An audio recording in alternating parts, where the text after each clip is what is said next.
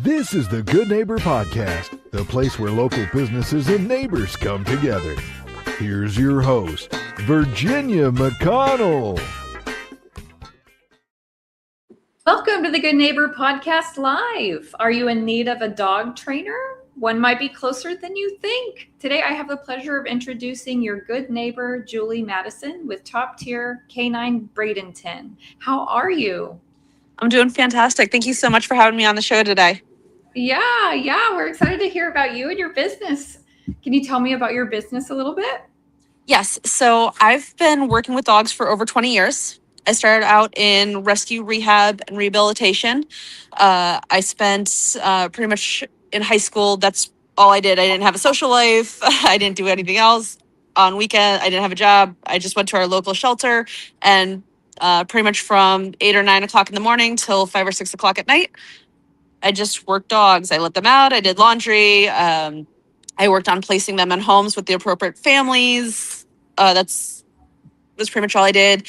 And then from there, I went and trained my own my own dog for animal assisted therapy. So I went to senior living facilities and I brought her in and kind of socialized that way. And then about 5 years ago, I adopted a puppy that was beyond my skill set. And I was confused because I'm like, I have all this experience. I know how to train dogs. What am I missing here?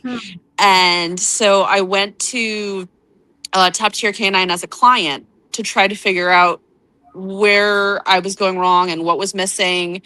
And I learned more about training dogs and building actual relationships with dogs in the 4 or 8 week program there than I had my entire career of working in municipal shelters, nonprofits, animals. Like it was just a very eye-opening experience about how to build healthy relationships with dogs. And then I started my business about 3 years ago. I'm certified in basic pet trainer, foundation dogs, with just taking puppies from 8 weeks old and training them in scent detection, tracking, advanced obedience, and protection, and then finishing them for whatever task they need to be. So service dogs, medical alert dogs, drug detection, protection.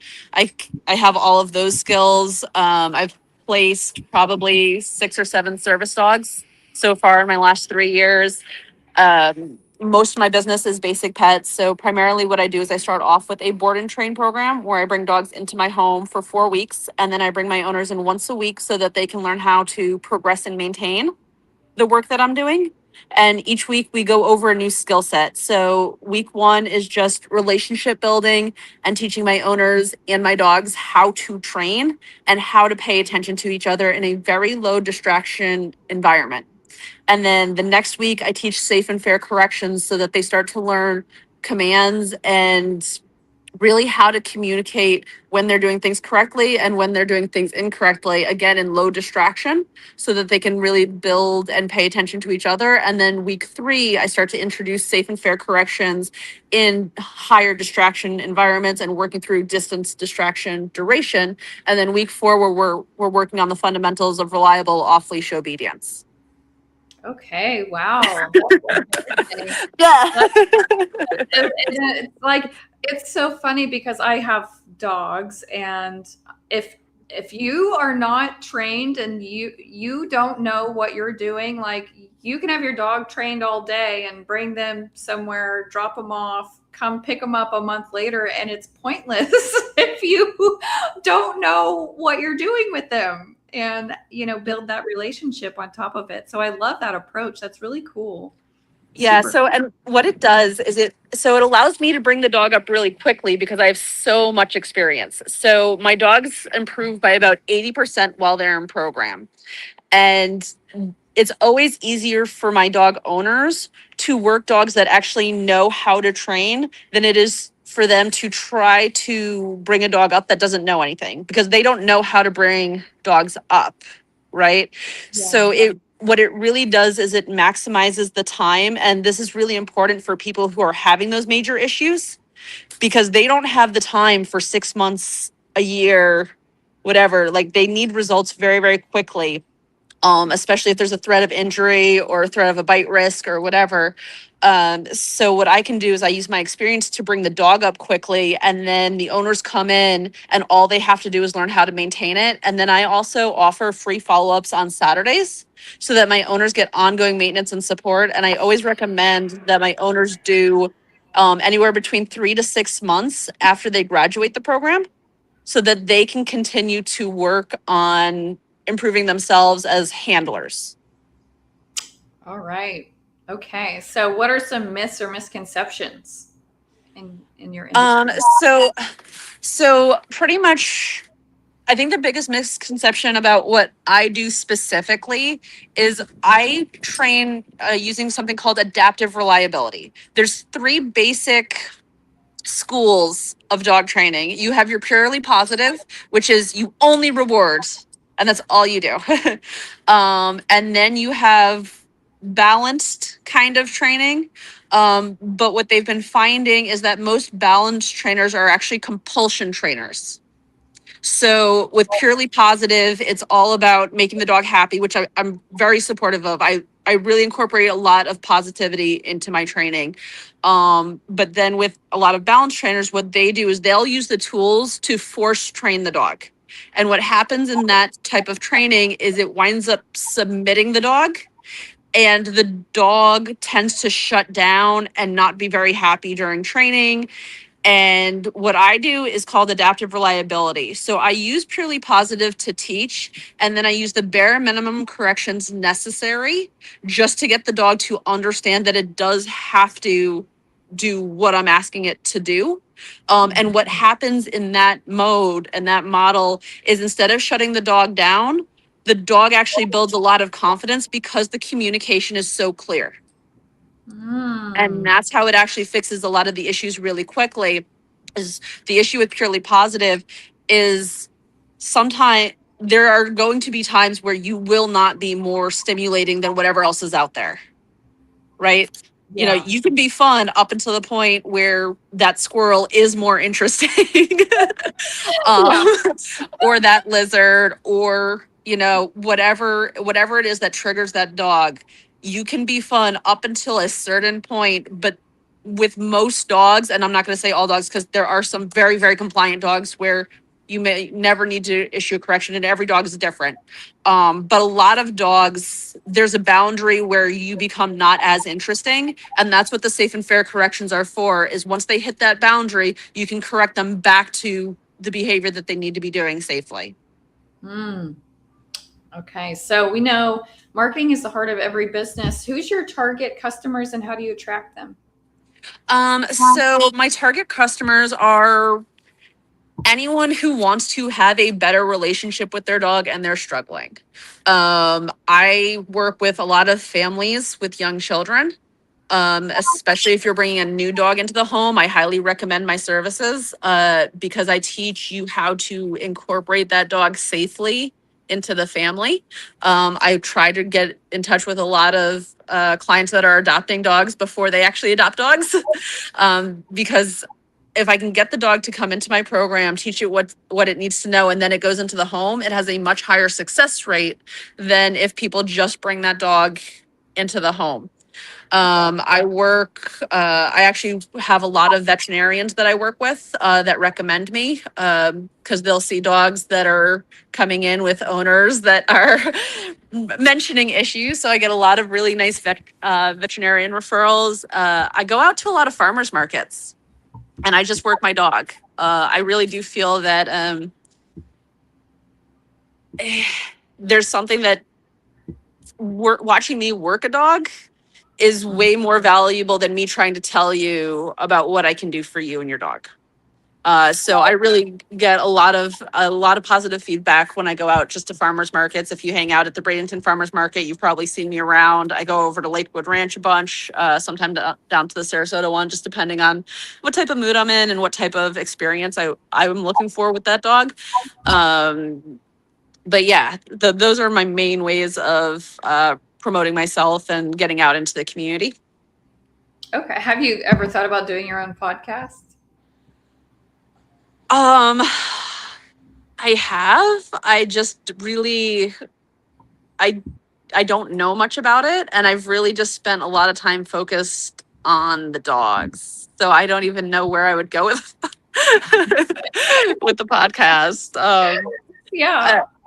That's pretty much my voicemail. Is like, if I'm not able to pick up my phone, I'm out training. And it's really nice because I run my board and train out of my home.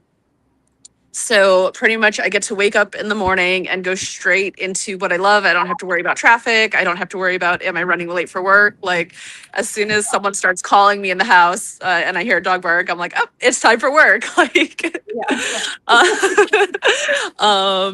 normally it doesn't even get to that point. So normally I start my days between like 5 and 6 o'clock in the morning, and I just get up and I let everyone out and they go potty, and then we do round 2 of training between 9 and 11, and then I tuck everyone in for the afternoon heat because Florida sucks and you can't do anything between 11 and 3. And then I pull everyone out around 3:30, 4 o'clock, and I do 2 more rounds and have dinner and watch a movie and go to bed. Perfect. That's a perfect day. It's so nice. It's like Groundhog Day, but so much better than that. Okay, Julie, can you please tell our listeners one thing they should remember about top tier canine Bradenton?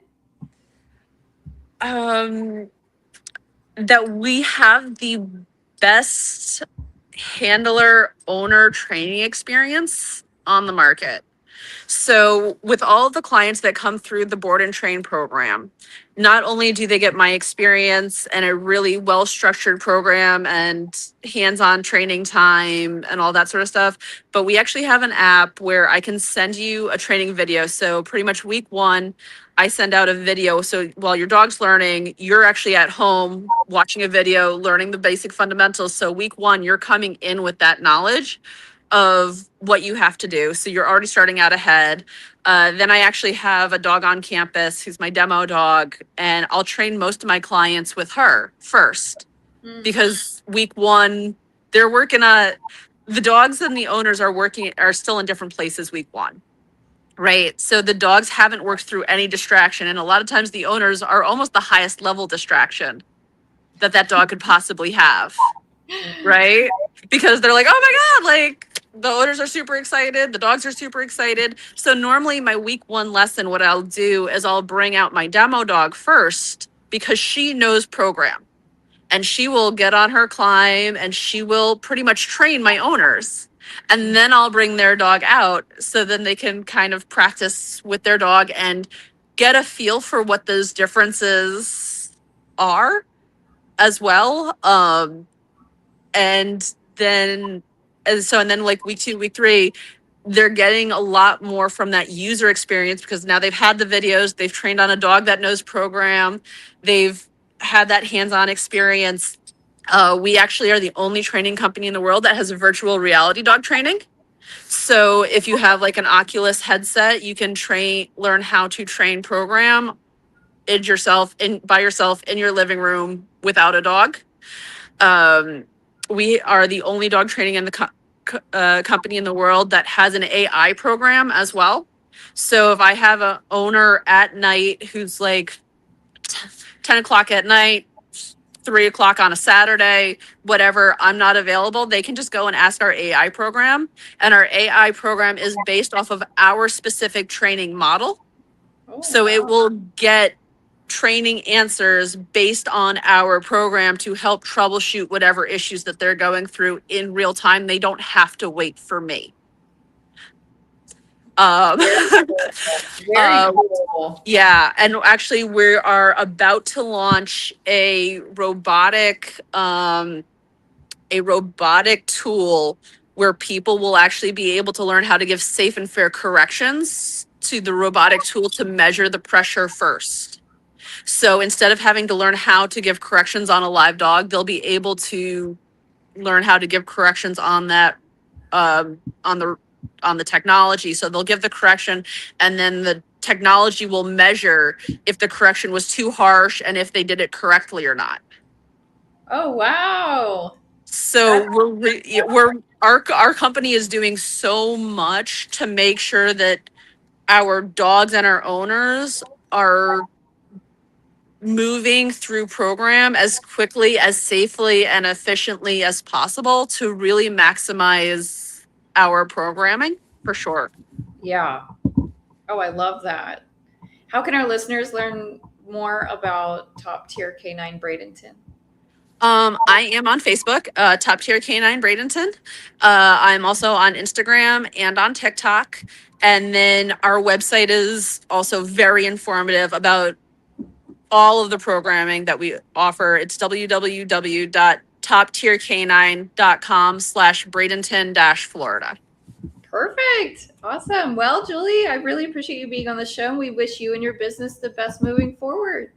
Thank you so much for having me, Virginia. I really appreciate you giving me this opportunity to talk to the community. Thank you for listening to the Good Neighbor Podcast. To nominate your favorite local businesses to be featured on the show, go to gnpsarasota.com. That's gnpsarasota.com or call 941-949-1865.